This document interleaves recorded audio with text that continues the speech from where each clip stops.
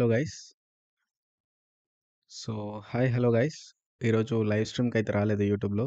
Just I have some work.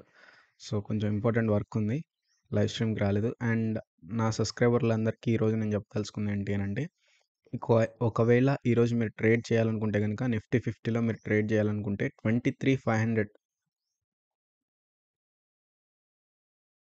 23,500 level break చేసిన తర్వాతే trades అనేవి తీసుకోండి. బిఫోర్ 23,500 లెవెల్ బ్రేక్ చేయకుండా మీరు ఎటువంటి ఎంట్రీస్ ప్లాన్ చేయొద్దు. అండ్ అప్పర్ సైడ్ ఒక ట్రెండ్ లైన్ చూపించాను కదా, ఇక్కడ డ్రా చేసి పెట్టాను. సో ఈ ట్రెండ్ లైన్ని బ్రేక్ చేస్తే అప్పర్ సైడ్ మొమెంటంలో మీరు కాల్ సైడ్ ఎంట్రీస్ తీసుకోవచ్చు. అదర్వైజ్ మీ మీ ఫోకస్ మొత్తం కూడా 23,500 లెవెల్ బ్రేక్ చేసే దాని మీదే ఉండాలి. సో 23 లెవెల్ బ్రేక్ చేయగానే క్యాండిల్ యొక్క లోలో ఎంట్రీ తీసుకోండి, క్యాండిల్ యొక్క హైలో స్టాప్ లాస్ ప్లేస్ చేయండి.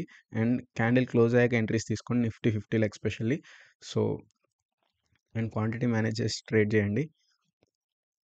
అండ్ డైరెక్ట్ మీ final target will be around 23,200 వరకు కూడా మీరు టార్గెట్ కోసం వెయిట్ చేయొచ్చు, 23,200 వరకు.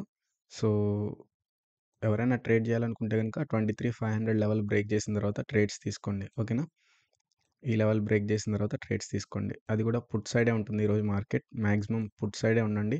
కాల్ సైడ్ వెళ్ళాలి అనుకుంటే ఈ ట్రెండ్ లైన్ బ్రేక్అవుట్ తర్వాత అండ్ ఈ లెవెల్ బ్రేక్అవుట్ తర్వాత, సో 23,700 లెవెల్ బ్రేక్ చేసిన తర్వాత కాల్ సైడ్ వెళ్ళొచ్చు. అదర్వైజ్ నిఫ్టీ 50లో 23,500 లెవెల్ బ్రేక్ చేసిన తర్వాతే. అదర్వైజ్ మీరు బ్యాంక్ నిఫ్టీలో కనుక ట్రేడ్ చేయాలనుకుంటే బ్యాంక్ నిఫ్టీ 49,400 లెవెల్ బ్రేక్ చేయాలి. So same scenario, 49,400 level break చేస్తే మీరు పుట్ సైడ్ ఎంట్రీస్ తీసుకోవచ్చు. అదర్వైజ్ ట్రేడింగ్ని అవాయిడ్ చేయండి ఈ రోజుకి కంప్లీట్గా. సో ఓకేనా?